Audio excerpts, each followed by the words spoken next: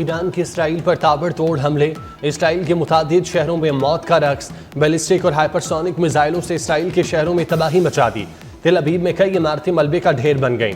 पासदारान इनकलाब के मुताबिक ऑपरेशन वादा सादिक सोम में इसराइल पर 300 से ज्यादा मिसाइल दागे जा चुके। ईरान के इसराइल पर हमलों में हलाकतों की तादाद 8 हो गई, 200 से ज्यादा जख्मी। ईरान ने मकबूजा बैतुल मकदस, तेल अवीव और बंदरगाही शहर हैफा पर 100 मिसाइल दागे। हाइब्रिड ड्रोन से भी हमला किया। हैफा में तेल की तनसीबात में आग लग गई। ईरानी हमलों में इसराइल में लड़ाका तैयारों को तेल फराहम करने वाली तनसीबात को निशाना बनाया गया। ईरान का एक और F-35 स्टेल्थ तैयारा और 10 जहाज मार गिराने का दावा। बैत-ए-आम में 35 इसराइली लापता हो गए।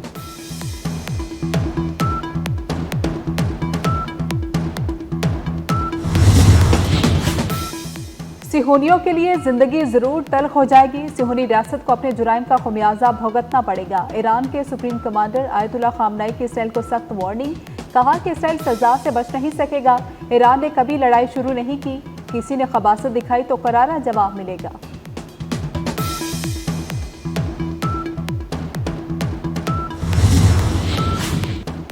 ईरान ने अमेरिका के साथ जौहरी मुज़ाकरात मनसूख कर दिए।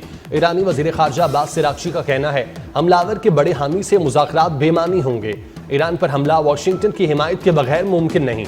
अमेरिका से मुज़ाकरात का कोई जवाब बाकी नहीं रहा। ईरान और अमेरिका के दरमियान जौहरी मुज़ाकरात आज मस्कत में होने थे।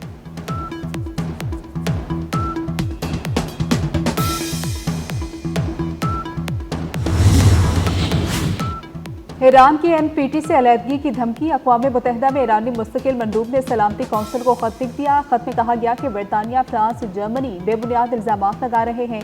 पाबंदियां बहाल हुई तो NPT से दस्तबरदार हो जाएंगे।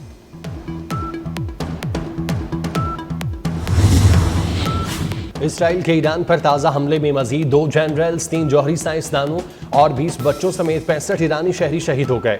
इसराइल ने मजीद कार्रवाई का भी इंदिया दे दिया। इसराइल के हमले में ईरानी एटमी साइट फर्दो को हमले में महमूद पैमाने पर नुकसान पहुंचा। ईरान का कहना है बड़ी तादाद में सामान दूसरी जगह मुंतकिल कर चुके थे।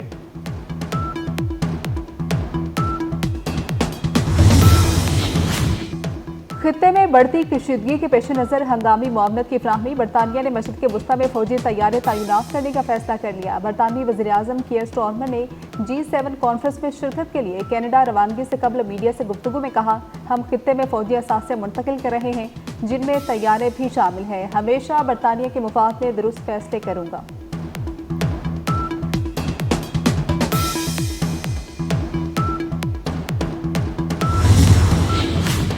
ईरान ने बरतानिया के जासूस बहरी जंगी जहाज को खलीज फारिस में दाखिले से रोक दिया।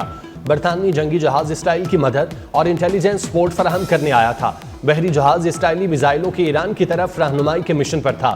ईरानी बहरिया के इंटेलिजेंस सिस्टम्स ने बरवक्त उनकी शनाख्त कर ली। ईरान की बरवक्त और फैसलाकुन कार्रवाई ने इस मंसूबे को नाकाम बना दिया।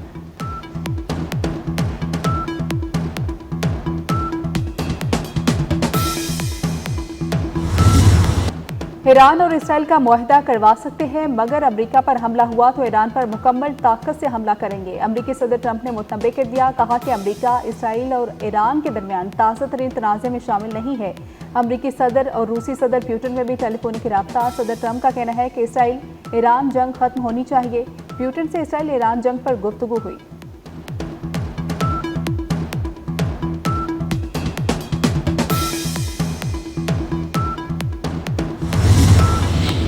मशरिक़ वुस्ता कशीदगी में कमी के लिए सिफारती कोशिशों में तेजी। सऊदी वलीअहद मोहम्मद बिन सलमान का ईरानी सदर डॉक्टर मसूद पेज़ेश्कियान से टेलीफोनिक राब्ता। इसराइल की जानिब से ईरान पर हमलों की शदीद मज़म्मत। सऊदी वलीअहद ने कहा, इख्तिलाफ़ात के हल के लिए ताकत का इस्तेमाल काबिल कबूल नहीं, मुज़ाकरात ही वाहिद रास्ता होने चाहिए। ईरानी सदर पेज़ेश्कियान ने सऊदी वलीअहद के जज्बा खैर सगाली और ताउन पर उनका शुक्रिया अदा किया। तुर्किया के सदर तैयब एर्दोगान का सऊदी वलीअहद शहजादा मोहम्मद बिन सलमान से टेलीफोनिक राब्ता। ईरान इसराइल जंग समेत खित्ते की सूरत हाल पर तबादला ख्याल।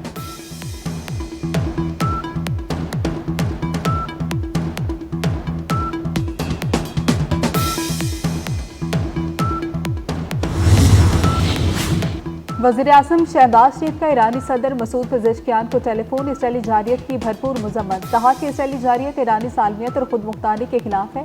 ईरान को अपने दिफा का पूरा हक हासिल है। पाकिस्तान ईरान के साथ खड़ा है। शहबाज शरीफ के इसराइली हमलों में कीमती जानों की ज़िया पर ईरानी सदर से गहरे दुख का इजहार। शहबाज शरीफ का तुर्किया के सदर रजब तैयब एर्दोगान से भी राब्ता। दोनों रहनुमाओं ने कहा कि इसराइली हमले ईरान की खुद मुख्तारी की खिलाफ वर्जी हैं।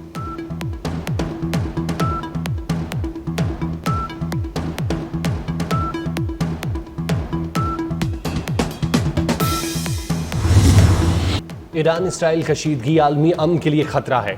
दुनिया तीसरी आलमी जंग के मुतहम्मिल नहीं हो सकती। जंग किसी मसले का हल नहीं। सिफारती वफ्द के सरबराह बिलावल भुट्टो की ब्रसेल्स में प्रेस कॉन्फ्रेंस। कहते हैं कश्मीर समेत तमाम मसाइल का हल मुज़ाकरात में है। भारत से मुज़ाकरात ना हुए तो कशीदगी बढ़ती रहेगी। पंजाब के मुख्तलिफ शहरों में बादलों की रिमझिम। लाहौर में मतला अबर आलू। कसूर पतोकी में बारिश से गर्मी की शिद्दत में कमी। महकमे मौसमियात के मुताबिक आइंदा 24 घंटे में खैबर पख्तूनख्वा, बलोचिस्तान, कश्मीर और गिलगित बल्तिस्तान के बाज़ मुकामात पर भी बारिश का इम्कान। आंधी और झक्कर चलने और कुछ मुकामात पर ग्यालाबारी की भी पेशगोई।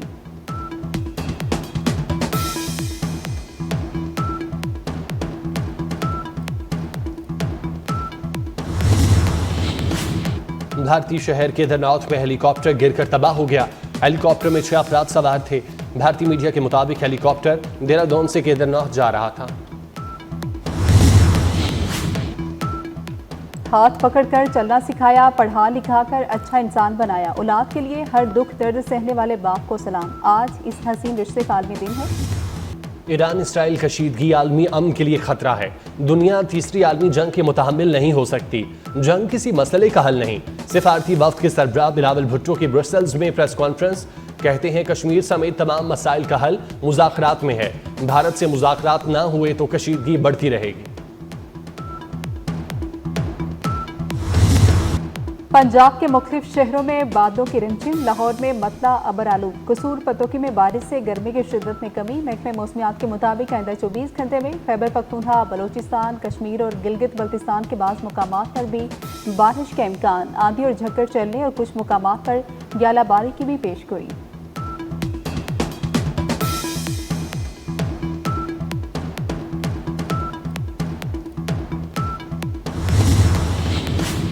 भारतीय शहर केदारनाथ में हेलीकॉप्टर गिरकर तबाह हो गया। हेलीकॉप्टर में 6 अफराद सवार थे। भारतीय मीडिया के मुताबिक हेलीकॉप्टर देहरादून से केदारनाथ जा रहा था।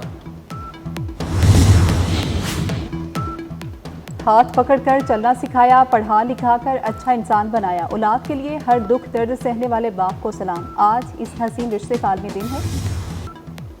छोटी बहर के बड़े शायर इब्न इंशा का 98वां यौम पैदाइश। इब्न इंशा ने मज़ाह निगारी और सफ़रनामा निगारी को नई रूह बख्शी।